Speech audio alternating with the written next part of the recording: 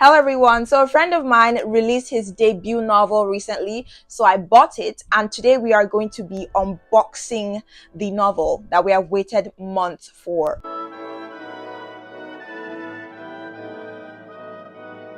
I got book mail. I think something fell inside. But I got book mail. Let's unbox Emmanuel Chinedu's debut novel, A Glance at Happiness, together. So right off the bat, he spelled my name wrong. I think he has given me a different name. He spelled both names wrong. So I think he has given me a different name that I am not quite yet aware of. But the power vested in me by myself, I Christian the Bra Brayama Christiana. Thank you, Emmanuel, for misspelling my name. Fun fact, someone else named Christiana also bought this book and he spelled her name correctly.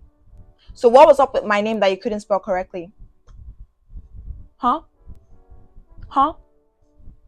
So let's put that aside. The book box looks amazing. It looks like a lot of effort has been put into it. So let's open it and see what's inside. Off you go.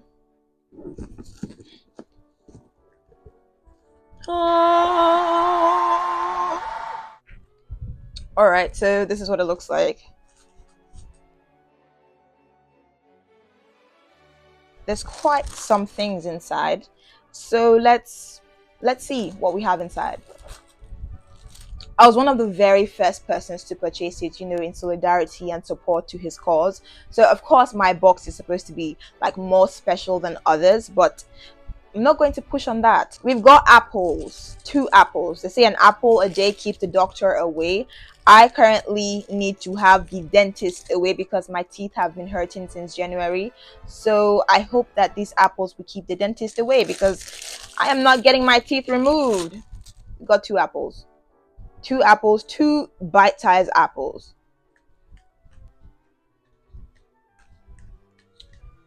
I just need to practice that a lot more and I'll be very good at it. So 2 apples from the book box. We've got the all-time favorite, Fabs. This biscuit can do no wrong. It has been there since time immemorial and it is just the best that there is. We've got chocolate, milk chocolate. I don't really fancy milk chocolate that much, but beggars can't really be choosers in this case. We got a highlighter. I've never really made use of an orange highlighter before. I mainly use the green and the pink because those are what I know have significant meanings, you understand? And these are sticky notes. I actually told this same author that I was having trouble remembering stuff. I would know 3 things and then when I would try to remember them later, I would remember only 2 things out of those 3 things and one would always be missing. So could that be why he got me sticky notes? Is that an insult to my person?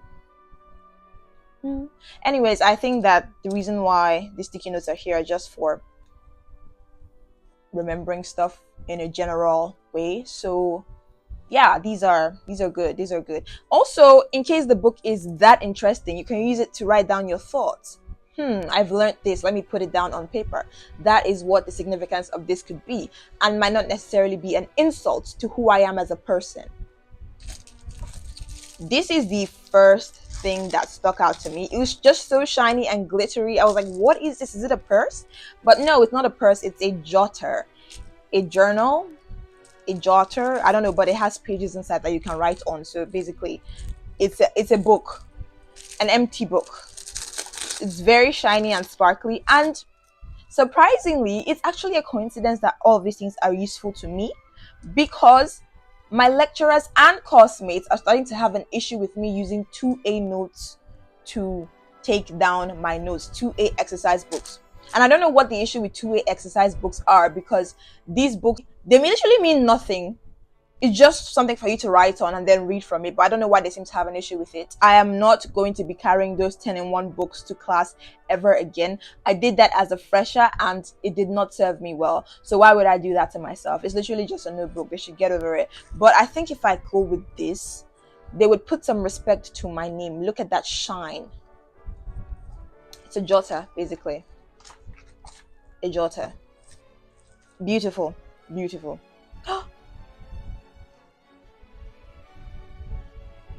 Smells like fresh paper, as usual. What was I expecting? So, before the book, we've got some shimmery in the box. Oops. Waste, plastic waste. I am going to repurpose all these things and use them again. There is no way in hell that I'm wasting all this stuff. I don't know what I'm going to use them for, but I'm going to find a way to use them again because these things are waste and, climate change. So now for the reason why we are here, a glance at happiness, the book that has gathered us here today. Let me see what all the fuss is about. It is green, and green is beautiful. I think immediately he told me he was writing the book, I knew it was going to be green because he sent me the first 2 chapters, and for what I saw, it was giving green vibes. Oh, the smell of fresh paper, nostalgic. It's a very beautiful book. Honestly, it looks so artsy. These are the main characters on it right here. This is the title. This is the biography. I'm going to feel really embarrassed if I get any of the names wrong in what I'm currently saying, but this is the book, basically. A Glance at Happiness, a novel by my friend. I am the friend to an author. Oh, he signed it. He signed it. But the plan, Emmanuel, was for you to sign this with your blood, not ink. Not ink. And I told you several times and you agreed and stuff. So he signed it. And this is the book. It's been so long since I've read an actual book, since I sat down to read actual African literature. I haven't completed a book since 2024. And that's because a lot of African literature are just rage bait. Like, they get me really angry. And one thing about me, when I start reading something, I find it very difficult to stop reading that thing until I am done. If I am done, then I am done. But to leave something halfway, I physically find it impossible to do. So since most of these books are rage bait, I end up getting rage baited up till the very end, and then I just implode on the inside and just stop reading books in general. So African literature is traumatizing and it's rage bait, and so I stopped reading. And I think that if I were to read a book, what other motivation would there be than to read one that my friend wrote? So I'm going to read this and I'm going to have a nice time, because look at the title, A Glance at Happiness. A Glance at Happiness. I feel like this is going to have a happy ending, right? It's about time. This is what we need, right? So I'm going to read this. I am so proud of you, Emmanuel. I could not be more proud of you. You are my first friend to write a book.